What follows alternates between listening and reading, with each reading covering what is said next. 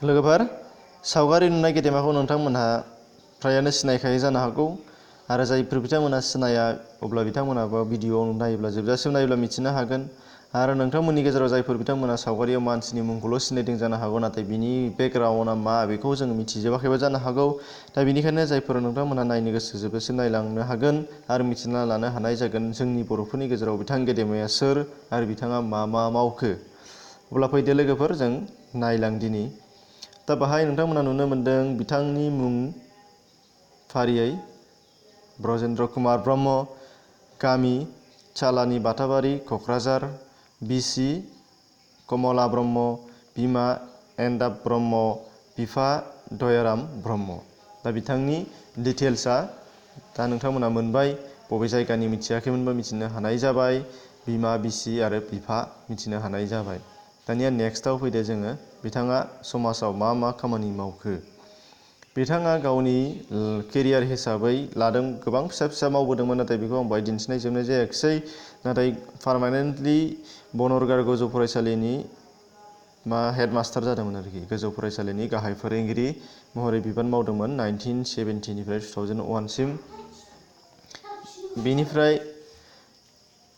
Number 2 आव दङ आफादगिरि बर' थुनलाइ आफादनि आफादगिरि बिबान मोनदों 2002 निफ्राय 2008 सिम खननै टार्म जादों बियो बिथाङा खननै टार्मनि बिबान रुजुदों 2002 निफ्राय 2008 सिम बेनिफ्राय बोसोनगिरि हिसाबै बिबान मोनदोंमोन बर' रेबग्रा रुथुम एबा बर' राइटार्स एकाडेमियाव 1996 निफ्राय 2001 सिम जों बेखौबो मिथिनो मोननाय जाबाय अब्ला लोगोफोर दानिया नेक्स्टआव फैदो बिथांनि थुनलाइ सोरजि बिथाङा गाहायै गेदेमा थुनलाइगिरि जोबोद गिदिर खन्थाइगिरि जोबोद गिदिर रायथाइगिरि आरो जोबोद गिदिर सावरायगिरि बिथाङा गोबां खन्थाइ बिजाबफोर लिरबाय बिनिनो बाहाय माखासे नोंथांमोना नुनो मोननाय जागोन दा बेयाव फार्स्टआव नुनो मोनदों अख्रां गंसे नांगौ जाय 1975 मायथाइयाव दिहुनजादोंमोन बेनिफ्राय आं फैफिनगोन जाय 1994 मायथाइयाव ओंखारदोंमोन बेनिफ्राय सान मोखाङारि बिबार जानानै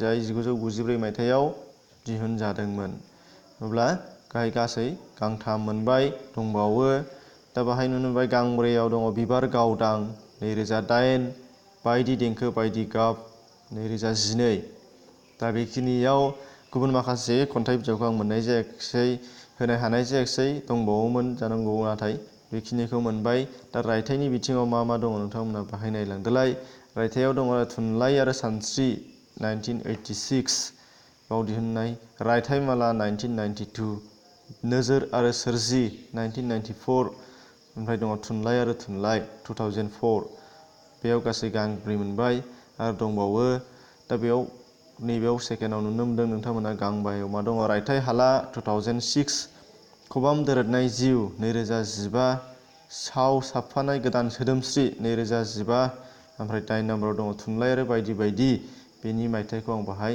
होनो हानाय जायाखिसै दा बेनिफ्राय थुनलाइ सोरजिनि अनगायैबो बिथाङा गुबुन खामानियाव बिहोमा दंफायोमोन दा बेफोरखौ बाहाय होफानाय जायाखिसै नोंथांमोना बिथांनि जेब्लाना लाइफ हिस्ट्रि जेब्लाना नुजागोन लिरगिरिफ्रा लिरगोन अब्ला फुरायै मिथिनो हानाय जागोन दा बेनिफ्राय बिथाङा जोंनि गेजेराव मा बान्था मोननो हाखो बेखौ जोङो नांगौ जायनि थाखाय जोङो बिथांखौ मान बावनो हागौ लिरगिरिया गोबां दङ नाथाय साफ्रोमबो लिरगिरिया बान्था मोननो हाया बे जोबोद साननांगौ बाथ्रा बेनि थाखायनो होनदों बान्था मोननो हानाय लिरगिरिया जोंनि थाखाय जोबोद गुन गोनां आरो बिथाङा खेबसेल' नङा खेबनैल' नङा गोबां बार बान्था मोननो हानाय जाबाय गोबां बिथिंनिफ्रायनो दा फार्स्टआव नोंथांमोना नुनो मोनदों समेश्वरी ब्रह्म थुनलाइयारि बान्था जायखौ बर' थुनलाइ आफादा होदोंमोन 1994 आव अख्रां गंसे नांगौ खन्थाइ बिजाबनि थाखाय नोंथांमोना फरायबाय जानो हागौ अख्रां गंसे नांगौ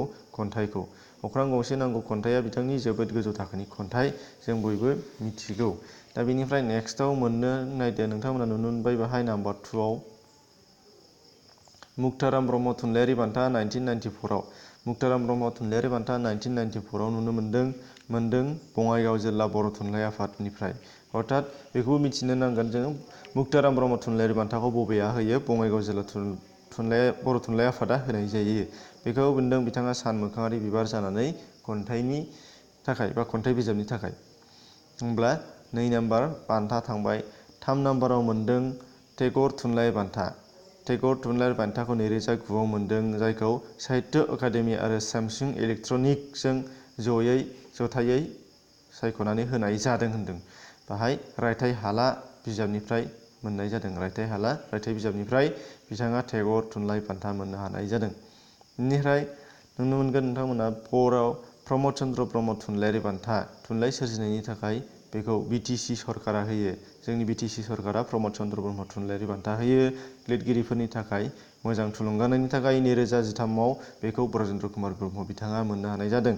नेक्स्टआव नुनो मोनगोन नोंथांमोना प्रबन बरगयारि थुनलाइयारि बान्था। प्रबन बरगयारि थुनलाइयारि बान्थाखौ बिथाङा 2013 मायथाइयाव मोनदों। बर' थुनलाइ आफादनिफ्राय होयो, जायखौ बायदि देंखो बायदि गाब खन्थाइ बिजाबनि थाखाय बिथाङा बेखौ मोननो हानाय जादों। दा अब्ला बिथाङा मोनबा थांबाय नोंथांमोननि गेजेराव नुनो मोनदों। दा बाहाय दंबावो 6 नाम्बाराव नुनो मोनगोन नोंथांमोना साहित्य एकादेमि। साहित्य एकादेमिया बिथाङा भारतनि थुनलाइयारि बान्था, गिदिरथार थुनलाइयारि बान्था, जायखौ 2015 मायथाइयाव भारत सरकारा बिथांनो होदों। बायदि देंखो बायदि गाब खन्थाइ बिजाबनि थाखाय बिथाङा बे बान्थाखौ होनाय जादों 2015 मायथाइयाव। अब्ला लोगोफोर बिथांनि जानाखि थुनलाइ सोरजि, दा बिनि सायावनो गासिखौबो बान्था मोननायखौ नोंथांमोना नुनो मोनदों। अब्ला बिथांनि थुनलाइ सोरजिया माबायदि जानो हागौ जों बेखौ बयबो साननानै नायबानो मोनबाय। अब्ला बिथां गेदेमाया जोंनि गेजेराव बेबायदि बान्था लाबोनो हाबाय, एबा जोंनि गेजेराव बेबायदि गोबां थुनलाइयाव बिहोमा होनो हाबाय, समाजाव बिहोमा होनो हाबाय, बेखौ जों बयबो बावनो नाङा। बिथाङा दासिमबो बोराय बैसोआव दंगासिनो दङ आरो जों बिथांखौ जों बयबो मान होनांगौ होननानै आं सानो।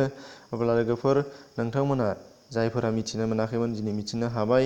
बे हिसाबै नोंथांमोननि गेजेराव भिडिअनि सायाव मोजां मोननाय दंबा लाइक खालाम। थुलुंगानायनि थाखाय नोंथाङा जुदि गोदानबा साबस्क्राइब खालामनानै ला आरो चेनेलखौ ओमफ्राय नटिफिकेसन बेलखौ थुनानै होनो दाबाव, जाहाथे नोंनाव इनफरमेसना थाबैनो थांबाय थायो।